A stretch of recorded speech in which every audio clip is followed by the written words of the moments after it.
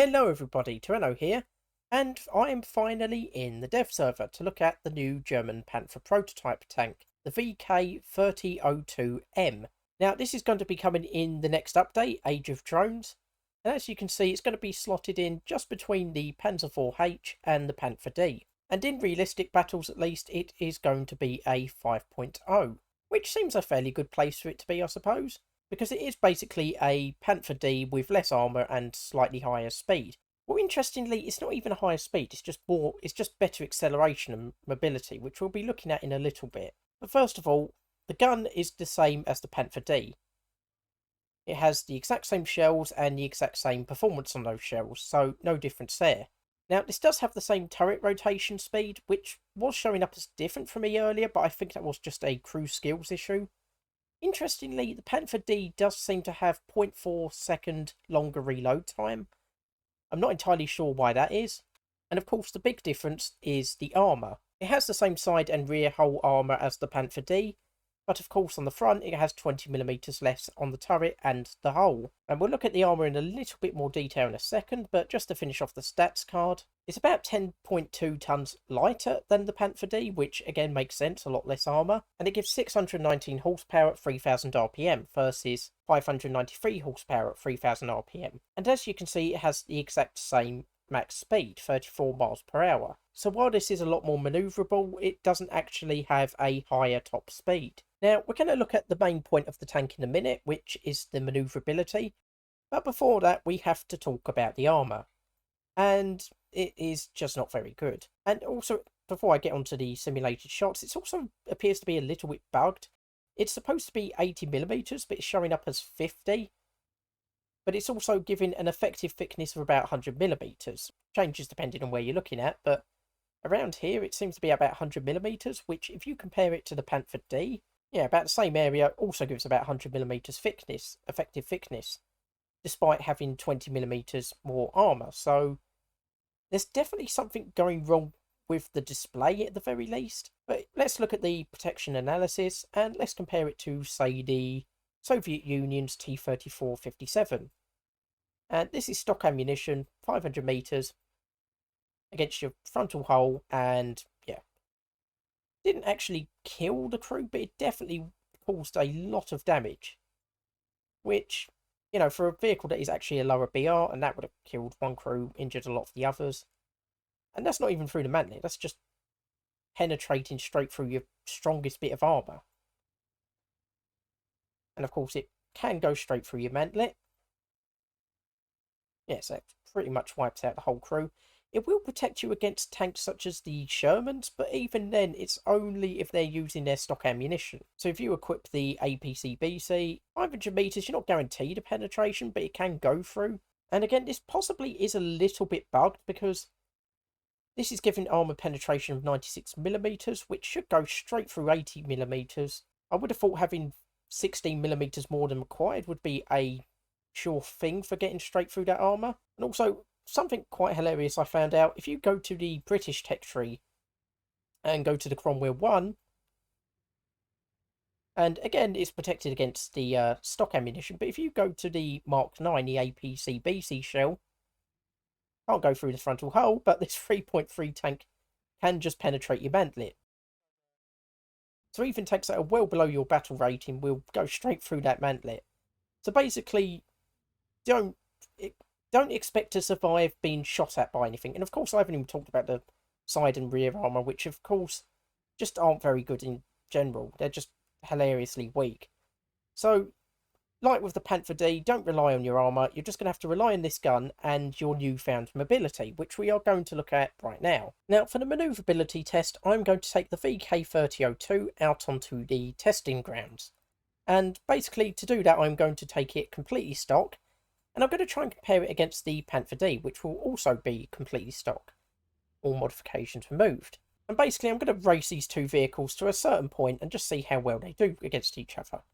Now, I'm going to take its current reference is the same vehicle with everything installed.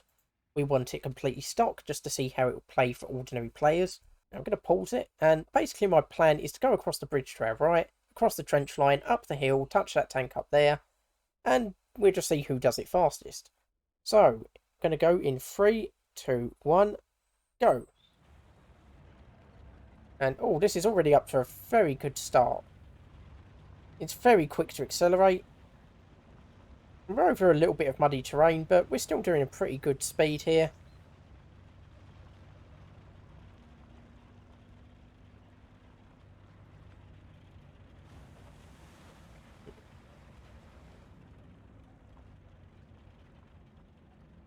Now, just to talk about the VK a little bit. Now, there has been some discussion in the forums that this is not, but that this is potentially a historical tank.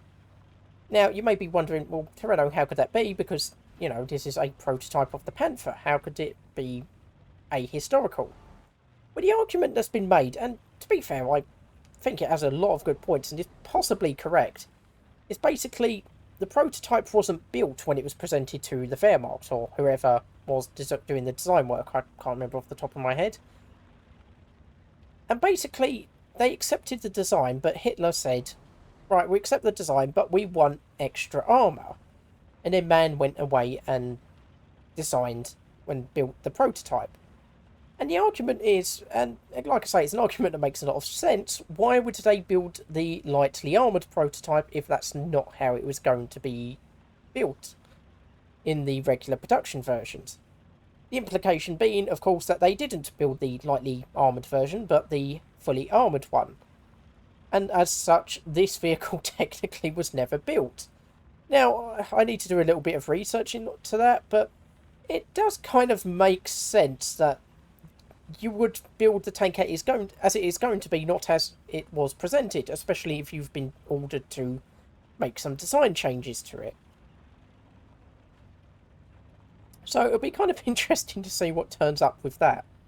I'm currently in the middle of some other research at the moment, so that's going to take me a little while to get round to that one, but that is something I will be hopefully looking at some point in the future. Right, and back to the testing ground. We have made it, and I made that out about 2 minutes 17. You could possibly say 2 minutes 18 if I've messed that up somehow.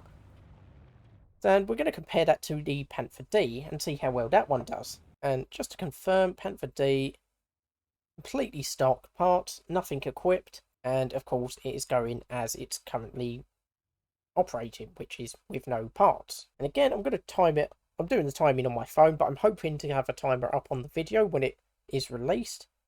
And again, 3, 2, 1, go. And again, you can already see this is just a hell of a lot more sluggish than the VK.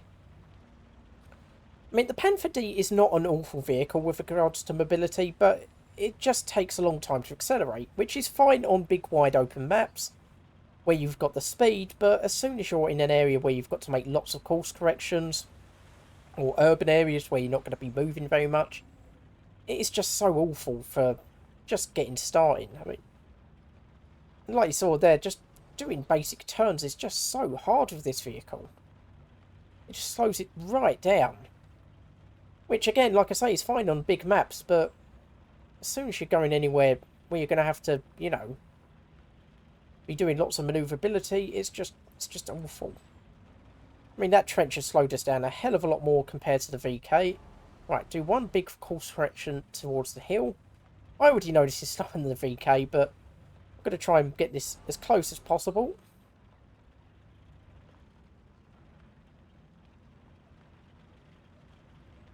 Now, of course, there has been some arguments that the VK is possibly a little under-tiered. Basically, the argument being it should be about the same as the Panther D.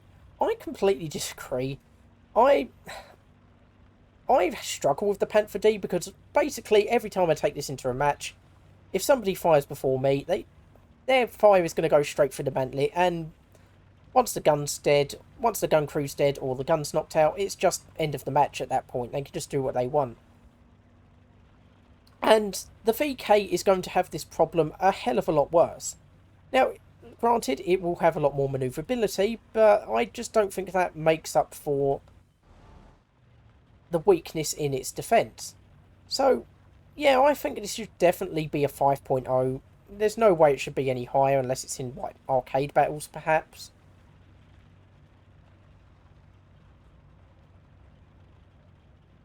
I think it will be a fun little tank, and I probably will be using it more than the Panther D, to be honest, because as you can see here, the Panther D is just not very good with the speed. And like I say, the armour's not particularly good, but the VK does have... But unlike the VK, it cannot use its manoeuvrability. I mean, just look how we're struggling with this hill. Now, you can say that wasn't done exactly the same as the VK, but it's going to be a difference of seconds, if that. And stop. Now, I made that out to be about 2 minutes 44. So, yeah, this is a hell of a lot slower than the... So, yeah, this is definitely slower than the VK. Now, Toretto from the future here, I actually redid this test a few different ways and a few different times with reference vehicles. Basically, I did one route going right round here, up this road, across the bridge here, well, the river here, and following the road and getting to the tank from the north. And I did another one going just on a beeline to the tank at the south. And basically the results bore out the same as with the original test, which is generally around 25 to 10% slower than the VK. So, like I say, this is definitely going to be a much more manoeuvrable version of the Panther D, which we already knew, but like I say, 25%, that's a hell of a lot more manoeuvrability. And the longer the match goes on, the more obvious that is going to be. So that is the VK3002. Like I say, just a quick look at it today, comparing it to the Panther D. And yeah, I really am looking forward to this vehicle, and I'm really glad it is coming into War Thunder. Like I say, that armour possibly is a little bit bugged there, so that may change in the live version of the patch. So we'll have to see how that turns out. But anyway, that's just been a quick video on the VK3002M today. Hope you enjoyed the video, and I'll see you next time.